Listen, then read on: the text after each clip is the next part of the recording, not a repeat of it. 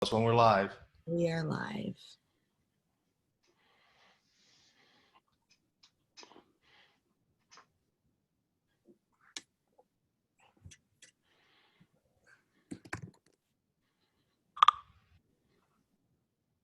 Good morning, everybody, and welcome.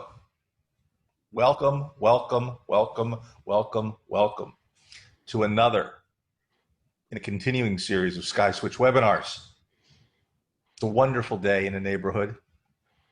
I'm Andy Abramson, the Chief Marketing Officer for Sky Switch, and today we have a very special guest, a longtime friend, a colleague, a peer, a person who I've known in the telecommunications industry for more years than I think either of us care to admit.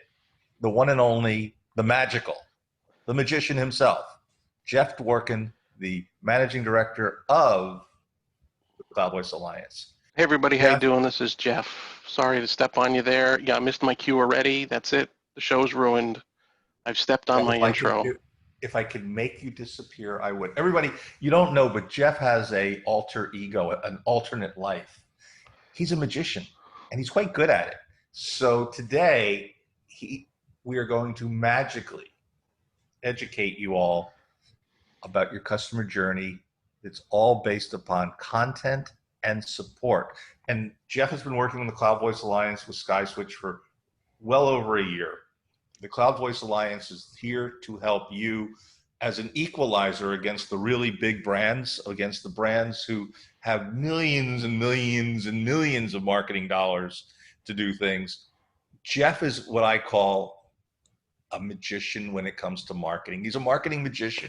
As a matter of fact, Jeff, you may want to start using that name, the marketing magician, because you really know how to find great resources and great strategies to help people market better, faster, and for far less money, which when you're competing against the big guys, being a smart guerrilla marketer, that's gorilla with a U, not an O, being a smart guerrilla marketer really helps because you're able to do things like the way the samurai, the Aikido masters do, using the opposition's own weight against them, working counterweight to their thinking and being able to attack them on their weak spots by just being nimble, quick, smarter, faster, better, without spending a lot of money. So today, we're going to talk all about customer journeys fueled by content and support. If you're not already tuned into Jeff's regular activities at the Cloud Voice Alliance, I suggest you quickly and readily jump over there to see what's going on. Today, at the end of the broadcast, we'll have Q&A, so keep those questions. You can enter them into the Q&A section of our Zoom chat. And of course, we will also have some Sky Switch swag prizes for some lucky winners. So with that, let me turn it over to my good friend, the marketing magician, Jeff Dworkin. Thank you very much, sir. Okay, want to say hello to everybody. Again, for those of you who are already a Sky Switch reseller, you know you are already in the CVA. If you're not receiving our emails, if you don't have your logins for the website, please reach out to me after the event here. We'll make sure you get your credentials so you can start taking advantages of all the great free stuff that we have on the portal and some other assets that are up there as well that are for your use. Today we're going to talk about the customer journey. And it's something that when you're in the thick of things, when you're in the throes of running a business, you often think you're often in a sales mode, right? You want to get the signature, you want to get the check. For those of you who are old enough to remember this movie, I'm not allowed to play the video that goes with this scene because it is quite profanity laced, but it is one of the most amazing 9 minutes ever put on the screen as someone comes in to give a sales team a bit of a training, and it's really not a training, it's a talking to. But he is talking about, we're going to be talking today about the right side of his blackboard, all right? Left, you might remember always be closing or always be cobbling. If you're a Saturday Night Live fan, you may have remembered that. But we're going to talk about that, what's going on the right side of this chalkboard. And here's what he's talking about. He's talking about this acronym that is a very sales-centric way of approaching a customer. All right, and it's actually pretty dated. This is kind of an older way of looking at it, but AIDA is, do I have your attention? That's the first step. I have to get your attention. Are you interested in my product? Right? Then are you ready to make a decision about this product, and are you ready to take action? It's a very simple model, but it's also very, very sales centric. And you may have heard this in other things: awareness, consideration, decision, or attract, convert, and close. All these words that are been used to try to describe this now. But it's different now. And one of the big reasons things are different, it's all about digital, it's all about social. And what that means is it's all about the content that you can put into the buyer's hands to help them along this journey. Because lots of people are doing research, they are looking at lots of things before they ever contact a person to close the deal. And so we need to figure out how to get that information into their hands in the right way. What's the right information in the right order, so that when they contact you, you know as much as possible about them, and you have the best opportunity to close the deal. Okay. So one of the first things that's different is we've kind of dumped the model onto its side, and this is the sales focused, same kind of words, right? Acquisition, engagement, decision, action. So, but we've made it more of a forward motion kind of feel to the model. Again, this is about semantics. This is about helping you visualize how you are trying to get that person to become your customer. So one of the things that has happened is a change in the words. All right. It's a little more marketing focused. It's a little more customer centric, the way we describe this thing. In the steps that someone goes through to get from you getting their attention all the way to them becoming a customer. And marketing salespeople, now start to get upset with us because we've added even more granularity.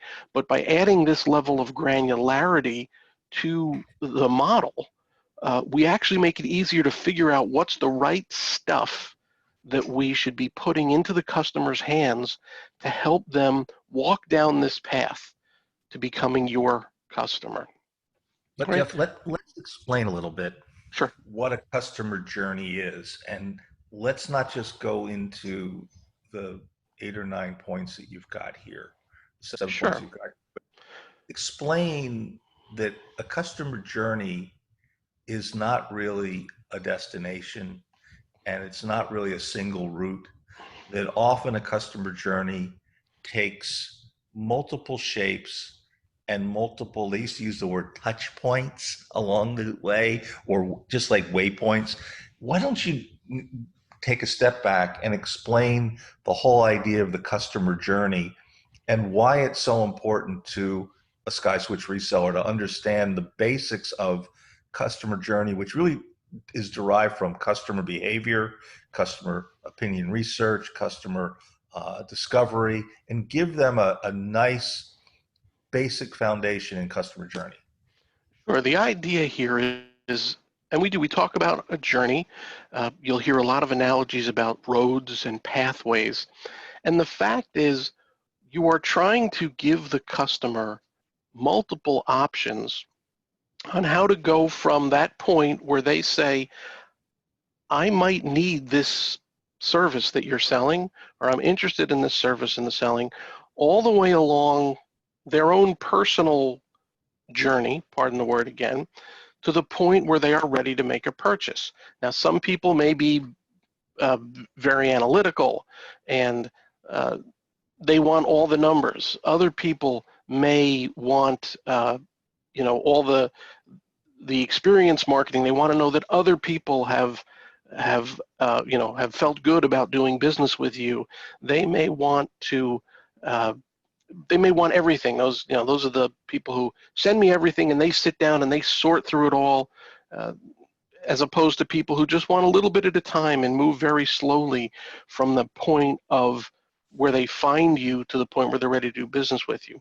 So that's really what this is about. Now, we try to chunk it down into something manageable, but the fact is, at the end of the day, the customer becomes a customer however they want to.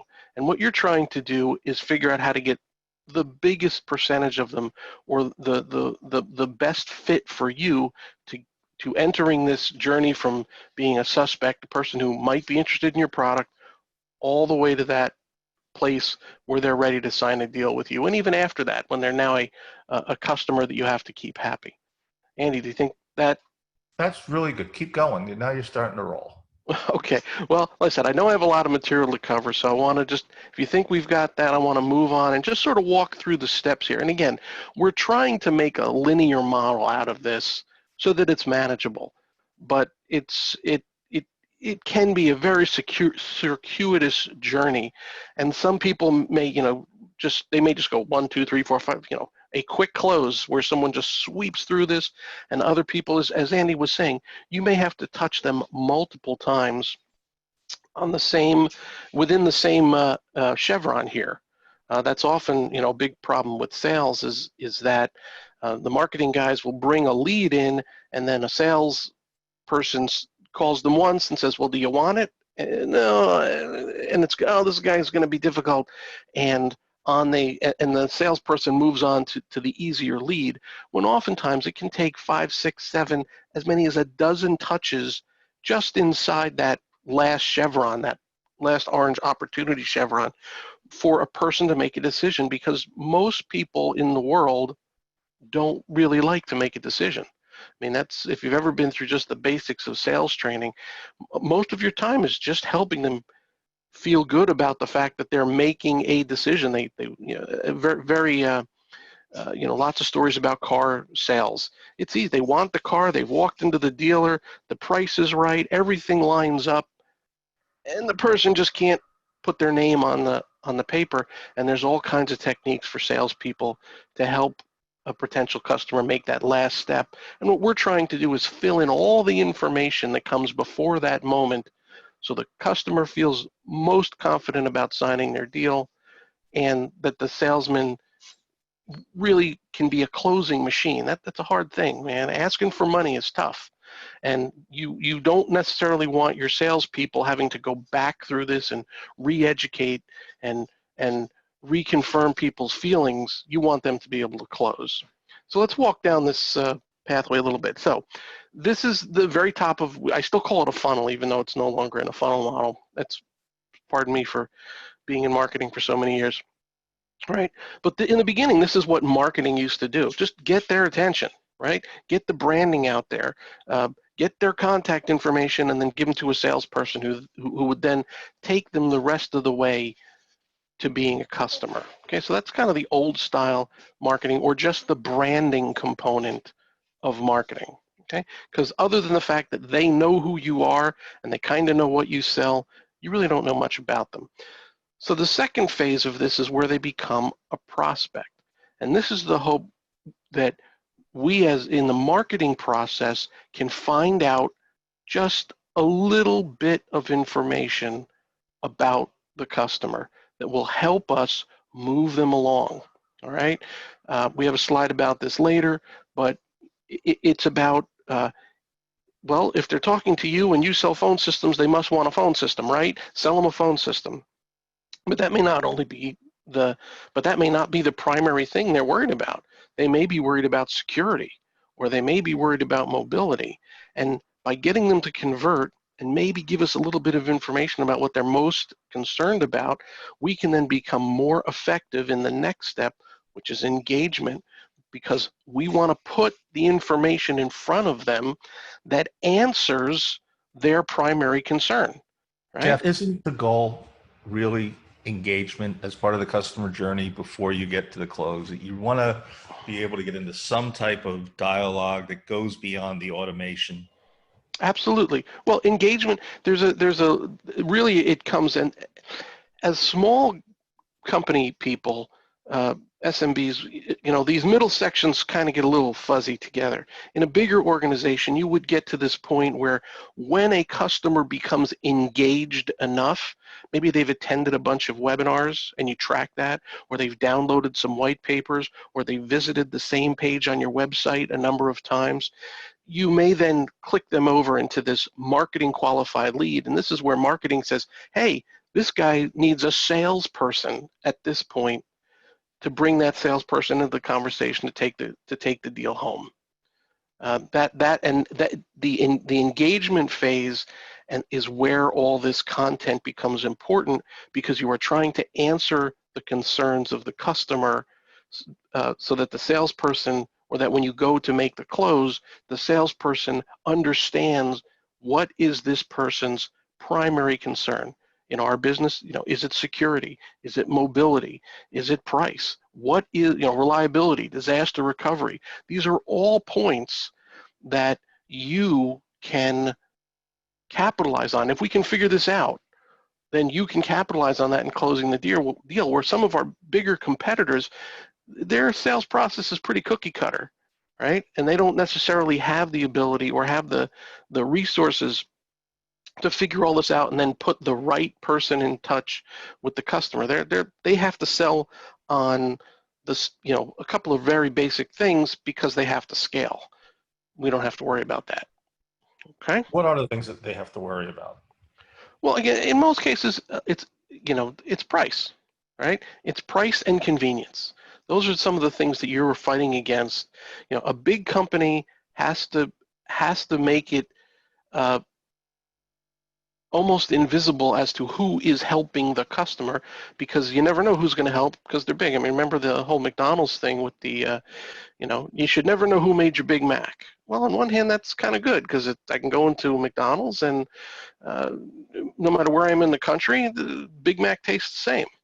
But then why doesn't everybody go there? Because some people don't want a Big Mac that tastes the same. There are lots of small restaurants that have customization, and they cater to a certain palate, and those are that's kind of the things that we're talking about here. You have to develop your sales and marketing journey, so to say, hey, I'm going to capitalize on this aspect of customer concern, because I certainly can't be the fastest and the cheapest compared to these guys who are and they're making little tiny margins on every deal, because that's the scale model, right? That's how companies, when they want to grow, a Vonage or an 8x8, that's the path you have to take. You cannot spend that much time with every customer if you're going to scale like that. Or you Okay. can. And really, but customers still want to feel loved. They want to feel appreciated, and they actually want to feel that you are paying attention to them. And this all helps in that. And again, some people do this naturally. Okay. They're great person-to-person salespeople. Some of us are good at the left side of this. Some people are better at the right side of this. But again, we're just trying to quantify this so you can look at what you're doing and say, yeah, this is the place where I need to work. Okay? Or this is the place I need to fill in some content, because I can't, I don't necessarily talk well to that point. Right? We're going to just jump through some of these middle. As I said, these are kind of where the bigger guys live, where a marketing says, this person has done these things, let me introduce a salesperson and get them to take us home. All right, so that's really the marketing part of this. We're not necessarily going to talk about what's down here, but what is really different about what is going on in marketing, right, is that the marketing process really takes the customer or the prospect deeper into their journey. And pardon me for reading the bullets, but it was important that we bring these points home. So I just, contrary to some input, I wanted to have these here, right? The bigger organizations have entire staffs dedicated to the early phase of this journey, and we don't. We have to figure out how to get to this point in a smarter way. All right. Of course, you have to be dealing with digital, and I always want to stress that it really takes a salesperson to get the deal, and that's a key part there. They're at some point, I don't want anybody to think that any of this automation, that any of these pushing content in front of people ever replace the role of sales, because at the end of the day, the sales guy has to ask for the money, get the contract signed, and that is a tough job. And what we're trying to do is make that easy by paying more attention to the front part of the journey. We hope to make the latter half of the journey a much less painful experience for both the customer and the salesperson. All right. Sounds good.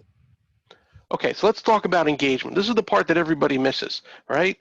It's Andy alluded to it earlier in the presentation. The idea, hey, you walked by my booth and I gave you a tchotchke, and now I must be able to sell you a phone system. That's not how it works. There's a long cycle of engagement. Some people, it's a very short cycle of engagement we'll talk about too, but for more people, there's some time. There's a lot of touch points. There's a lot of things you can do to get people engaged with your company and bring them from the point of knowing who you are to the point to where they want to do business with you.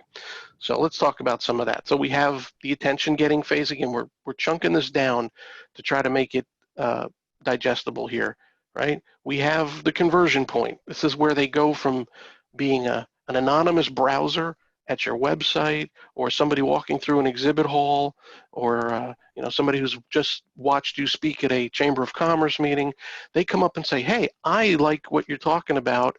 I'm going to trade you my contact information for a copy of that white paper, or for a demo of your system, or for something along those lines. So that's that conversion point is important. And then you can start the engagement process where you start having a flow of information from you to the customer, hopefully back from the prospect, so that they develop a trust and a comfort level of doing business with you.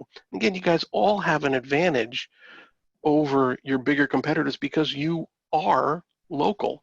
You may have a huge advantage about, if your kids are in the Little League or the Scouts together, or your kids go to the same school, you have some touch points available to you that your larger competitors may not have. All right, so let's talk about getting their attention here. So there's two ways to do this, all right? And we talk about product marketing versus solutions marketing. I hope you can see the difference in the graphics there. But I always use the model, the description of a Home Depot or a Lowe's. If a carpenter walks in and says, I want a hammer, all you have to do is point them to the shelf of hammers, and they will decide what is the right hammer for whatever they're doing, right? And that's what I talk about in product marketing. If somebody comes in and says, I want this, this, this, and that, then all you have to do is shove your product information in front of them and go, I have this, I have this, I have this, and I have that, and I have it at the price you want. Let's do a deal. Wouldn't it be great if all deals went that way? But that's really... Are you playing Monty Hall and let's make a deal? Let's make a deal. And that's what it is. If you're in a market where you're the hot product, I remember this way back in the days when Asterisk first came out. I worked for a company, and it was like all we had to do was say, we know Asterisk, and we have boards for Asterisk, and the people just walked in the door, and you could just make deals all day. Made marketing very easy. But later, as you had more competitors and there was more features, suddenly the guys who were the good deal makers weren't the most successful salespeople. It was the guys who were the most engaged with their customers and learned to understand what their problems were that made a much better living at that company, right? And that goes over for us over to solutions marketing, where they may not even know that they have a problem, and you are going to help them identify what the situation is. They may come and say, my phone system just died, right?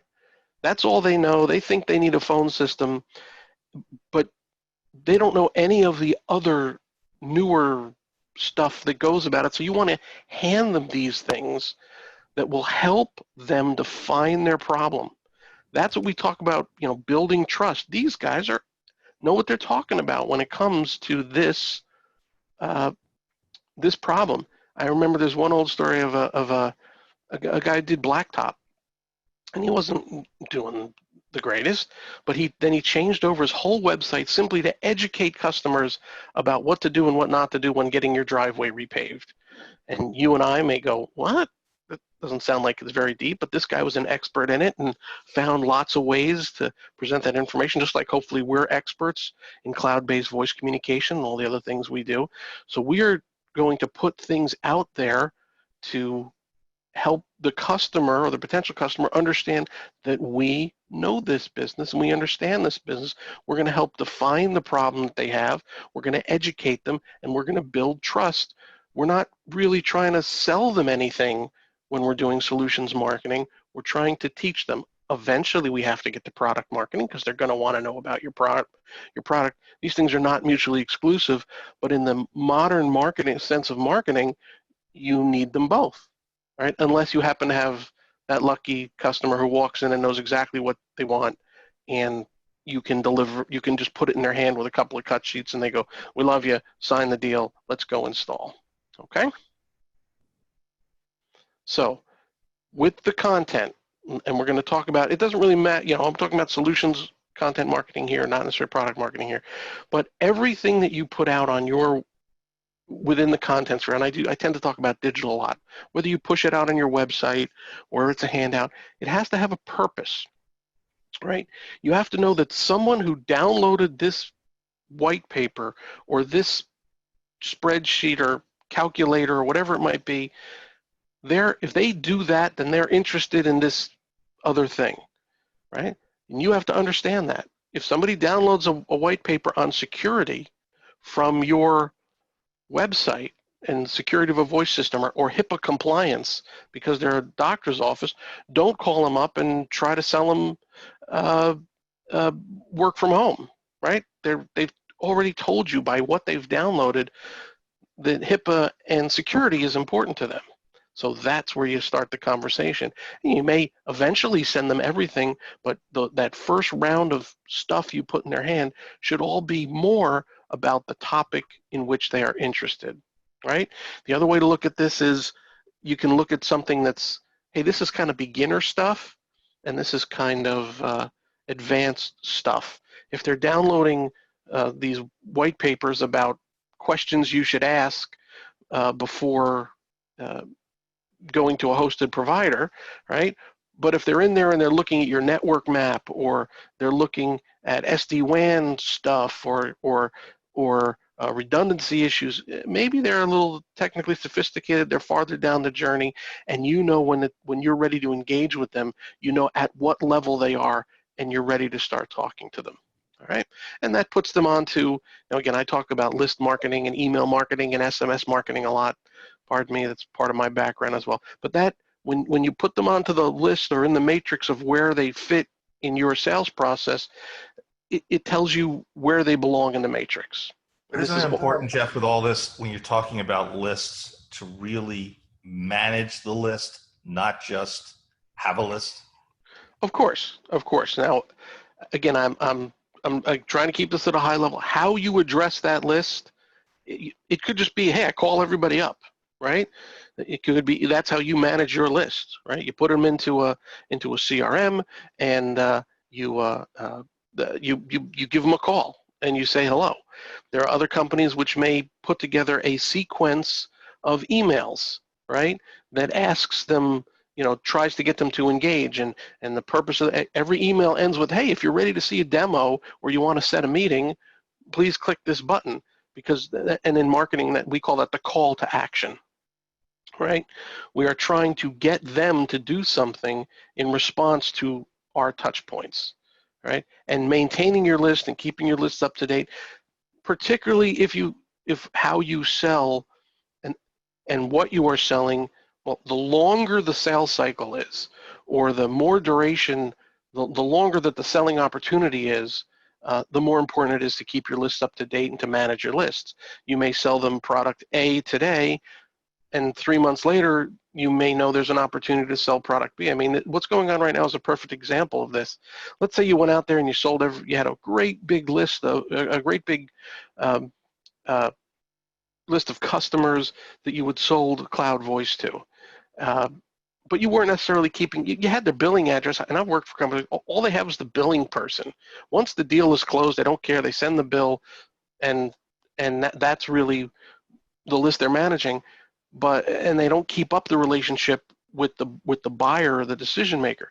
And in this case, where you had this whole work from home requirement suddenly come into play, wouldn't it have been great for that company to have a list of all the decision makers who bought the phone system in the first place, or if somebody left the company, who their replacement was, so they could then have an easy entree into that customer to upsell them even more. So that's why it's important to keep your lists up to date, and whether it's email or phone calls or even at the Chamber of Commerce meetings or something like that. Okay? Yeah, what you're talking about is having a depth chart. And just like in sports, the football teams, baseball teams have a depth chart. They know who the starter is going to be, the replacement coming in off the bench, the person who's going to replace that person. Think about it in pitching. The coach, the manager says, I'm going to pull the starter. I'm going to go with a lefty because the next guy who's coming up, the bat's a lefty, and I want to be able to throw the ball inside deep and jam him up, not a righty. And then he goes, oh, wait a minute, they're doing a switch. They're going to do a pinch hitter. I better go with a different relief pitcher. That's having a depth chart so that you know who to go to. And oftentimes, one of the biggest mistakes that all small business owners make when they're working with customers is they don't try and get past that decision maker to know who else is involved. Because all of a sudden, that decision maker may be thinking, I'm going to expand my business. I'll let so-and-so handle the telephony service deals, our IT stuff. And you don't know who this guy is, and he comes out, and or woman, and they've got their own friends. And pretty soon, you're the odd company out because the new guy who you didn't take the time to know over the 2 or 3 year period says, that Jeff guy, he never even said hi to me in 3 years. All he did was deal with the owner. Well, you know what? This power is now mine, and I'm going to make the decision, and Jeff is out. So it's real important to know beyond the signer, beyond the boss. You still got to keep that relationship going. But when the time comes and there's a change in who makes the decisions, you want to be a known quantity. That's what Jeff's saying. Okay, that's a great point. Thank you. All right, so this is just a couple of things. If we look at that getting attention moment, all right, there are all different ways to do that. And again, I cannot necessarily go into, what your website, you have your website, but is your website just a brochure? Or does your website have calls to actions and forms and ways to get attention and convert? And how do I get people to my website? And once they're there, how do I want them to move through the website, right? So, and over in the real world, you're getting referrals from people. You can do direct mail. You can do third-party webinars. You can do advertising. There's all different ways to get their attention. And all I'm trying to make a point here is that once you have their attention, you have to do something with it, right? I've got your attention, now what? And the one thing we want to make sure, I'm running, where time is a consideration here, but this is called too long didn't read, right? This is what we want to avoid.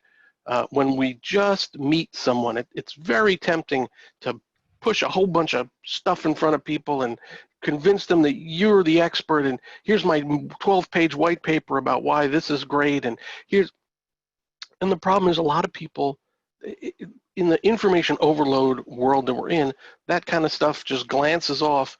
It's too long, I didn't read it, even if you're the best solution, I don't have the time, okay? So you need to think about what we call short form content sprinkled all over your website, or the things that you hand out at trade shows or when you speak. It has to be concise, right? People are probably early in their buying cycle. It's a little crumb of something that they pick up, and the point of it is not to close the deal on this little crumb of information. It's to lead them to the next step until you can get to the in-depth pieces where you're really educating them and you're really trying to learn more about them. So just remember, it may be better to do, like if you have a blog, you can do a summary. You may have a 12-page white paper on SD-WAN or redundancy or distributed office technologies, but your blog post may only be 200 words, a quick summary of one chapter of that paper. If you want to read more, go over there and get the paper. Because if you just put the 12-page paper in front of them, they won't read it, or they'll sign up to get the paper, and then they'll forget that they ever signed up for it, and it comes in the email and they throw it away, and it just makes more work for you. So putting out short form content, little digestible bits, it's important to getting people into your organization and starting down their customer journey with you. Well, the whole idea of what you're talking about is referred to as complementary content, and it complements the main piece of content that you're looking for someone to read. It might be a white paper, it might be a case study, it might be a long opinion piece, but the complementary content, and our good friend at TMC, Rich Tarani, he's real good at this. He'll write a blog post in his blog, and then he'll link to a longer piece that either he or Eric Lanask or someone else wrote at TMC. And then that post will link back to something else, usually a TMC event, where the company was, or some piece of video. And what they're doing is they're keeping you engaged, and they're educating you about the particular topic, service, company. So when you're creating the short form content, you're creating it in the idea of a parallel universe, that there's this main piece and then there's short pieces. So here's a good example. You can take all these short pieces, put them together, and turn them into an ebook. And then you can offer the ebook as a download. So what you're doing then is you're taking the short pieces, you're repurposing them again, you're using them in places like Twitter or Facebook, LinkedIn, Instagram, even as keyword ads that you're buying. You're putting it into other blog posts, and it's leading them to a landing page to download your ebook. And once they've downloaded your ebook, you've got their name, their email address, maybe their company name, maybe their phone book.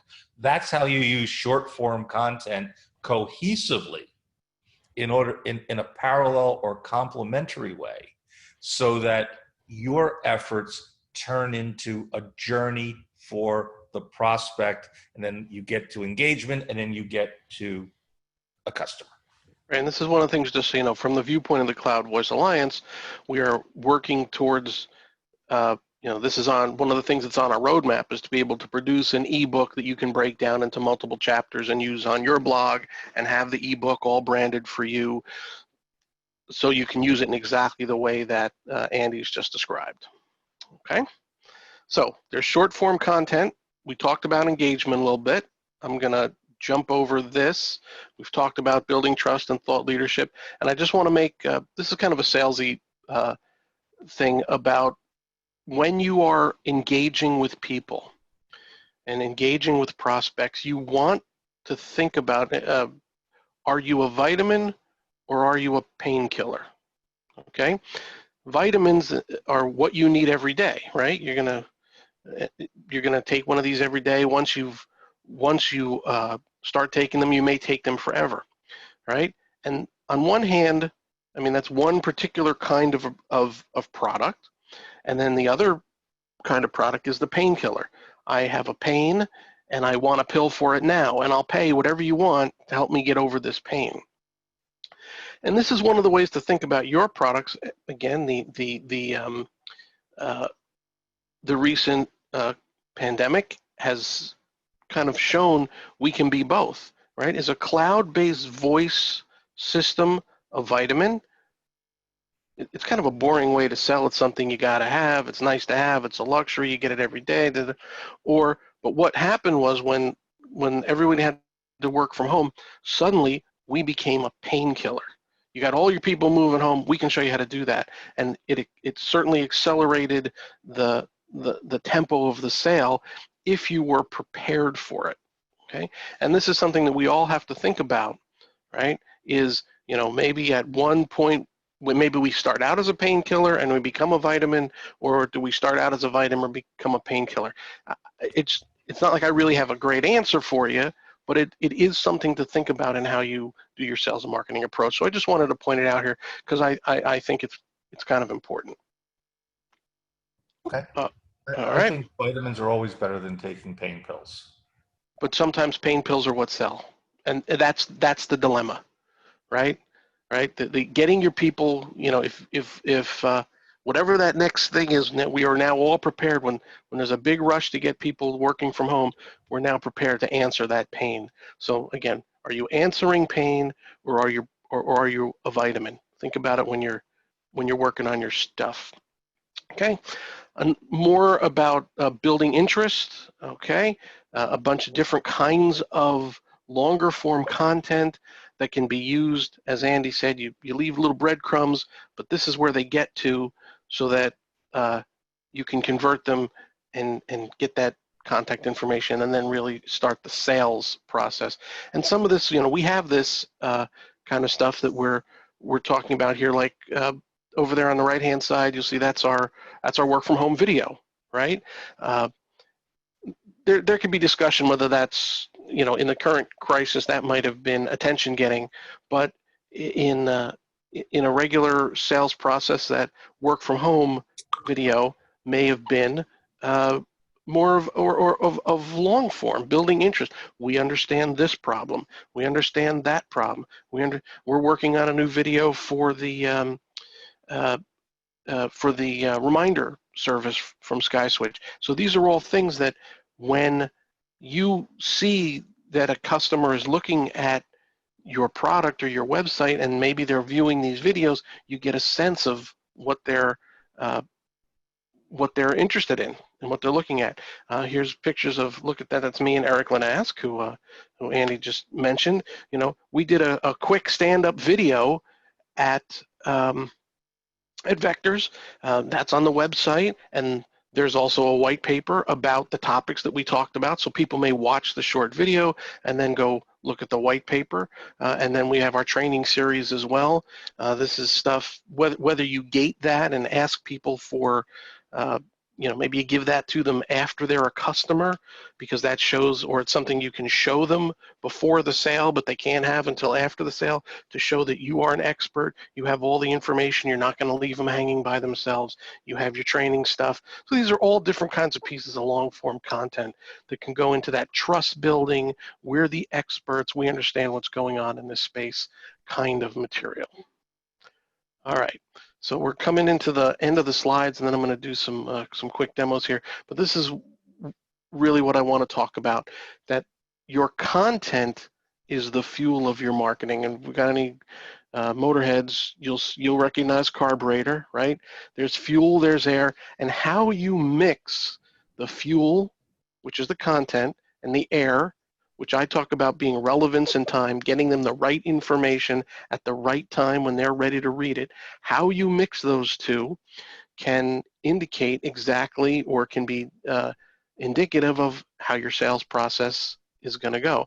And we talk about running rich, right? Where you you you you put more, sorry, Andy, you're the, do you know cars? Did I get this right? You put more air into the mix, you run rich, you get more power, you run cooler, run lean, you can run hotter and faster, but you might damage your engine, or you'll burn it. In this case, you might burn out all your content because you're pushing too much in front of them too fast. If you go the other way and you space your stuff out, you put it into their hands in the wrong timeline, they may be on to making a decision with someone else. So this is it's just another way to think about how to mix how to use your content as part of your marketing plan, all right? And the idea here is always, we want to be creating and delivering the right content at the right time based on the current goal, whether that's we need to get them in the door, we need to get them to a product demo, we need to convince them that we're the best solution, we need to convince them that we have a solution where we're the best solution for them. All those steps along the journey are can be driven by content and good calls to action. And you want to get it right and get a race car, or you get it wrong and you may have one of these. So that's where we are. And I wanted to just bring up another piece, just as an example. Andy and I can have a little discussion. I think you're all familiar with our cloud versus premise explainer video. So Andy, what do you think? Where in the customer journey do you think this particular video belongs? Do you have an opinion? It depends on the type of customer you're talking to. So if a company is already what we call cloud native, you don't even want to show this to them because they're already there. You don't have to explain what hosted is because they've already self-selected out. And that means, by the way, cloud native, they were born in the cloud. They started in the cloud. Companies that are great examples of that are Uber and Lyft. They were born in the cloud. They've never had a hosted piece of software or hardware, Premise-based. anything on premise at all. It's cloud, not even hosted, it's cloud. Then you've got cloud first. These are companies which have already made a decision that anything they do is going to become cloud, and they've migrated from premise or hosted to cloud. And then you've got your cloud ready. And then the cloud ready folks are who needs to see this. And they actually need to see this probably at stage 2 or stage 3 of your engagement with them. First, you have to hook them. And now you've got them and you're communicating with them, and you want to educate them on the difference between cloud or premise. And what you want to be able to show them is how much more efficient cloud is, but also in there is you turn CapEx expense into OpEx expense. And that's Andy, a big thing. So what I'm thinking, in that particular case, may actually be attention-getting information because it demonstrates that you as a vendor understand, like as you said, they're cloud ready, Andy, and we're thinking about going to the cloud at this point for our phone system. And they watch, this is an early piece, they found, these guys get it. Oh, and they understand the problem. And it is that thing that moves them on to, all right, these guys have a solution that makes sense for me. Now we have to show them we have the best solution and that we've solved the problem for other people just like them. That's further down the journey for them. But for that particular company, this is the piece that as I said, gets their attention because they know that you understand their problem. Right? So now we talk about the folks who know nothing about the cloud, right? Oh, first you have to educate them on the benefits of cloud, and then you can educate them on the benefits of cloud telephony. Right. They may not even know what cloud telephony is. Showing them this thing is a waste of time. I know I've worked with some other companies. I made the mistake. I'm sure we went out there, we did AdWords and we did conferences and we went to local business things and we talked about the cloud. And the response wasn't great. And after a couple of months of this, I said, wait, let's just sell phone service. And because of the geography where they were and the businesses they were addressing, as soon as they stood up and said, we sell phone service, suddenly they had an influx of leads, right? And then they were able to tell people, by the way, we have cloud service. And let me tell you why a cloud or a voice solution is better than a prem solution. So, Jeff, most customers don't care how your technology works. Mm-hmm. Only the real, get in under the hood, IT-led, nerdy, geeky type of company is going to care if your service works. They're going to assume you're a professional. You've already made a decision to deliver a great service, and cloud becomes, now if they ask you, is it cloud? You say, of course it is. In this day and age, who wouldn't want to be in the cloud? But the fact is, cloud is becoming ubiquitous. The fact that it's almost like you can't get a DSL line anymore. It's impossible. You may have one, but they're not installing, at least the major phone companies, they've stopped installing DSL a few years ago. Well, so the same thing is, companies should be thinking, why would I even want to go with a premise-based solution? Why would I want to have to maintain hardware, make sure all the updates are done, make sure the updates don't break everything else I'm doing? That's your problem. You're the telco company. You solve it. I'm paying you the money to make it possible. Right. So while we all know the cloud is where it's at, for those people who say, gee, I'm looking at buying a phone system. I want to, I have this big data room that we put things in our warehouse. And, those are the ones you have to show the cloud versus premise explainer video. Right. And all I'm trying to, the point here of this is that when to use the content, it depends. It depends on who you're addressing and where you're addressing them. And that's the kind of thing I want you to think about. Because one of the things that CVA does, in addition to getting me as a resource, remember you guys can always, if you're a member of the CVA, you can always reach out to me, talk to me. You've got, what did you call me? Magic Marketing, Mr. Magic Marketing Magician. The marketing magician. I'm here to help you guys deal with this and talk through this and figure this stuff out. The organization, so that's the benefit of me being part of this organization. But we also have all this stuff for you to use. And I'm going to jump out of the presentation here real quick and over to our portal. If you are a member of the Cloud Voice Alliance, hopefully you've been here. You have a login. If you don't have a login, reach out to me. I'll get you one. But we have a whole bunch of marketing resources here, right? Hopefully, if you're in the CVA, you've got your badge that you can put on your website that helps identify you as someone who is part of a big organization that supports this industry and helps drive this industry. We have our rebrandable videos. That's the section here. There's 5 of them now. We're working on a couple of more. We did a poll a few weeks ago, and we're now working off that information. We jumped in with the work from home video. The poll actually went out before COVID hit, so that's why the next one up will be the reminder service, and you can have all these and to use whether they're on your website or part of an email campaign. The training stuff is here. You can't download it from here, but if you can look at it all here. Remember, the T46 video training is completed, 26 video lessons that actually this goes on to your website. And so you can, oh, sorry. I hit the wrong thing there.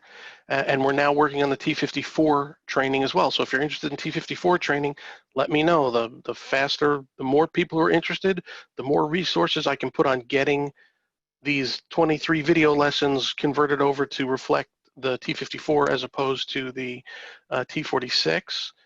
And then the last thing I wanted to show you, we also have our forums as well. That's the place where you guys can talk amongst yourselves. That's great. And we also have the dashboard. The rebranding, this is the important part of content, and pardon me for rushing because I know we're up against the top of the hour. Oh, we're fine. And by the way, anybody's got any questions, please put them in the Q&A. We do want to get your questions. And remember, if you don't ask questions, you're not usually eligible for the prizes. I'm giving out the little secret. I mean, this is like exposing how the magician does his trick. We look first for people who ask questions, because the purpose of a webinar, one of the things that Jeff talked about with customer journey is engagement. So if you're just sitting back and you're lurking and you don't think you've got a question that is worthy of answering from Jeff or myself, you run the risk of not winning a prize. All right, so then I'm going to wrap up. Just when you get here to the rebrandable product sheet section, you click on this button. If you're not set up, if this doesn't work for you, please contact me, and you'll end up right here. And this is our Cloud Voice Alliance portal. Up here in the upper left-hand corner, this is one of my fake companies I have. You put your company information here under this little edit thing, load your company logo, load your personal information here, and watch how easy it is. Let's look at that SMS white paper that we talked about. I'm gonna go here, all right? There it is, I put it right up at the top so it's easy to find. You click on it just like that, it loads up, and if you put your logo and your contact information in the right place inside the portal, this automatically configures the paper for your brand. And here comes the paper. There it is. It has the Ghost Point logo on the paper. And in the footer, it has your address. You can now download a high-res version for a print campaign. You can download a low-res version if you want to put it on your website as a convertible asset. You can use it as part of an email. It's completely up to you how you want to use it. And in this portal, there is even a way for you to upload your contact list and email this to your entire contact list right out of the portal. And again, if you're going to do a campaign, an email campaign, please call me. I want to help you make sure that your calls to action associated with the email campaign are valuable. The point is not necessarily, remember, we talk about engagement and education, but we want that customer to take action and get back to you as well. Then I'm going to show you one more thing here. Over here in the filters section, you can see there's 100 different PDFs here. You simply have to pick the product you want. I want, well, the UCAS cut sheet, all right? And I want my company colors are kind of red, so I'm going to pick the red version. And it comes in two styles right now. We have the corner. This one's called triangle, and this one's style is called block. So I'm going to pick the triangle version. Okay. There's a new filter going in here. We only have one of them done. It's called, there's going to be individual, where it pulls the contact information from your personal profile, puts your name, your email, your phone number on it, versus the organizational persona, which puts the company name and the info at your company email address on it. But once you're here, once you found it, you click the button and, excuse me, it formats itself right up for you. It has your logo, looks right, looks great. Hopefully if your company colors have some red in them, you can use this one, and it comes with your contact information on it, complete. This one comes out of my personal. Again, high resolution if you want to print, low resolution if you want to email. One other thing we are working on for you, hopefully this is something you'll be able to take advantage of, is a newsletter. Same deal. You'll click here. This is just coming live. I probably should keep it to myself until it is live. But the CVA is going to write a newsletter every month. All right. We'll pick the pictures, we'll get the authors, and it's all a self-contained newsletter. All right. But it will come branded from you with your phone number, your company name, your information. You can either upload your contact list to the portal and email it to all your contacts right from here. All right. Or you can actually grab the HTML, copy it. If you're using Constant Contact or you're using MailChimp or something else, you'll be able just to grab the HTML, stick it into your email marketing program, and bam, you have a newsletter that can go out once a month. And this is something we're really working hard to figure out the best way to get the content into this newsletter for everyone's benefit, because keeping that, whether it's a monthly newsletter or a quarterly newsletter, as Andy said, it's one of the most important ways to keep your list going, so that, and to keep your list fresh, so that even so, because people get your newsletter and then send it to someone else. So it's all very important, and it's all here, and it's what we're working on for you. So that's the quick and dirty, and we're ready to go to Q&A if I'm ready to stop talking. Andy, Oh, did I it's so cover important. everything? Yep. Jeff, it's so important that with newsletters and other forms of communication that you exercise your relationship with the community. If you don't exercise your community, the community will atrophy. It's like a muscle. So with that, first question comes from Bill Smith. Bill, I hate to say it, but you're not a first-time caller, first-time listener. We're thrilled to have you every week. Thank you for joining. He asks, Jeff, do you have a list of questions to help determine what potential customers are in need of? I translate that to, do you have a list of questions to help identify the services that they want? No, I do not, but that's a great suggestion. I think that's maybe a piece of information that we should put on the, tell you what I'm going to do. As soon as we're done here, I'm going to go open that conversation on the forum. Let's help each other out, okay? And let's get that discussion going on the forum. Or what do you think are the right questions to ask a prospect to help determine what their points of interest are. Let's get that conversation going, and then I can formalize that into a document as soon as we have some good content over there. Hopefully that works for you, Bill. And then Bill also says he gauges the degree of technology that I will approach with based on whom I'm speaking to.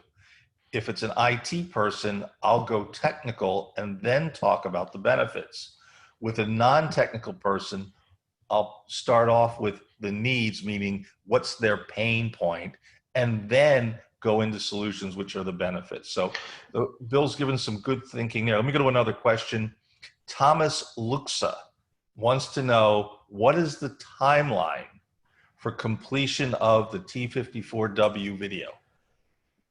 It will take about 3 weeks to do. I just have to make sure we have the need. And a lot of people, we did a survey. I'll be sending out an email to everyone, and I got to confirm. I mean, we put a lot of work into the T46, and not a lot of people have taken our offer to get that onto their website. So I'm going to be calling everyone who said they want the T54 video, and I'm going to be confirming with you that you'll use it, because I don't want to expend the time and the resources until I'm sure that people will use it. So you can wait for me to call you, or you can email me right now and say, I want it, call me, and we'll start talking, okay? Next question comes from Bill Smith. Is there a cost of using MailChimp via the CVA? Is there a cost? No, if you use the email marketing program that comes through the portal, that is free, and it is equivalent. There's an equivalent program, whether you're using MailChimp or Constant Contact. You can actually use the portal for that function and drop the monthly expense of using MailChimp or Constant Contact. So if you want help figuring that out, but that function is built right into the portal, and you can. Last I looked, Jeff, MailChimp has a free use until 1,000 in your list. Mm-hmm. If somebody wants to use now, but here's an idea, Jeff. You may want to approach service providers like MailChimp, HubSpot, Constant Contact, and others, and ask them for a CVA discount code, because they're constantly looking for referral partners, and that will help save CVA members a little bit of money, those that offer that, and it may even put some money into the CVA coffers. So we'll go to the next question here. Before you move on, I'm going to give you you're ahead of me, okay? They're one of the bigger marketing automation companies has approached me. They're a little pricey. They're up there with HubSpot, but they will give us a significant discount if you want to. I don't know if I want to say it here, but if you're interested in HubSpot or something like that, give me a buzz and I'll get you some great pricing that we've arranged. The deal's not quite sealed, but so I don't want to put it here on the recording. But if that's the level of automation you're looking at, please give me a call. Okay, next question from Darren Sidweeks. Can we edit anything on the white papers? No, but I do have the, you can rearrange logos and the fields, but within the paper itself, no, but I'm perfectly happy to give you the text content. If you want to do a new layout on your own, we have no problem with that. If you noticed on that page, the white paper is not included, but there is, like, for all the cut sheets, you can just download the copy and use it at will. Another question from Thomas is, will CVA be offering any personalized marketing support for members, for example, coming up with calls to action or AdWords support for member websites? Yes, give me a call. That's what I'll say. Jeff says give you a call. Send him an email. That's what I meant. Get on his calendar. It'll be a lot easier, because all of you are going to be calling Jeff and you'll never get through. Next question comes from Joran Carlson. Can you go over what the cost will be to be a CVA member? We're talking right now between the board of the CVA, we are trying to bring it in at about $88 a month for membership. And hopefully that's, it may be a little more for those who have more than a certain number of seats, and maybe a little less for people who are under a certain number of seats, but that discussion is in the work. The target number is $88, and hopefully we bring you $88 worth of value every month. And if we're not, you tell me what we need to do to make that worthwhile for you. Well, one comment from Dale Morgan says, I vote for a monthly newsletter. Quarterly is a long time. That would speak to driving value and price of monthly membership. So we'll just put that one in your smoke to pipe it, Jeff. Okay. Another question comes from Brian Schmetzer. He wants to know if you've had any marketing success with Terminus or companies like this. I am not familiar with that company, so I cannot comment. But drop me a note, send me a link. Let me take a look at it, and I'll do some research, and I can get back to you personally on exactly what they do, since I don't know what they do at a hand. Dale Morgan says he loves the idea of a newsletter because he's no good at writing. That's why Jeff's doing what he's doing. Bill Smith, though, says, for me, making wording adjustments to white papers is important. So I think you have to understand how a white paper gets developed. It's not supposed to be commercial. It's supposed to take a position. It's supposed to explain things. And if it gets too colorful, meaning branded within the content, it goes from being a white paper to becoming a marketing piece. So that's, if you want to make adjustments to what's around the content, Jeff can make that happen. But what's inside the content has been developed to not appear to be a sales piece, but to be a communications item that convinces somebody to make a decision that goes in your direction. So just this, there's a difference between a case study, which is certainly all about you and your company, and a white paper, which is a much higher level, more persuasive, but plain, what's the word I'm looking for? It doesn't talk about you, it talks about what you do. Is that a good analogy? Pitchy. It's not pitchy. Not pitchy. It's educational. Not, at the most, sometimes if I do a customized white paper, there'll be like a call to action block at the very end that says, if you want to talk to me about this. But otherwise, and that's why white papers are so hard, because you're not, and in marketing in general, you're not supposed to be talking about yourself. You're supposed to be talking about the customer, the customer's problem, the customer's viewpoint. I mean, as a marketing consultant, one of the first things I always do is I run through people's website and I say, show me how many sentences start with the things, we do this, we do that. That's a perfect indication that there's something wrong with your marketing. You have to talk about, here's what you are, and you should be doing. It changes the conversation completely when you think about the customer and not about yourself. Sorry, got a little preachy. Another comment from Bill, as it brings up the subject of case study shells. Is this something the CVA can work on for us? Absolutely. I have a standard format that I use. I'll help you write those. If you got a customer who you want a case study for, let's talk. Last comment is from Darren Sidweeks. Thank you, Darren, for tuning in again. Love having you here. He says, I use both pills, pain pills to solve the immediate problem, then sell them on taking vitamins, the long-term solution to avoid the pain in the future. That reminds me, I've done crisis management work in the past, and I've said to various clients or future clients, you can pay me now to give you your crisis plan, or you can pay me a heck of a lot more when the crisis hits, because it's about a factor of 4 or 5 times the hourly rate when you have to deal in a crisis if you don't have a plan. So you're right, Wait Darren. a minute, you charge for this stuff? What am I doing? No wonder I'm having so much trouble. Magical, Jeff. It's magical. Last question. Can we get Simon Sinek to speak? Sure. Bill, why don't you write me and send me some information on Simon? Maybe better than even waiting till the next Vectors event. Maybe we can invite him to be part of a webinar, either here or on the CVA. Just reach out to me privately with the bio, email, contact details, anything you have.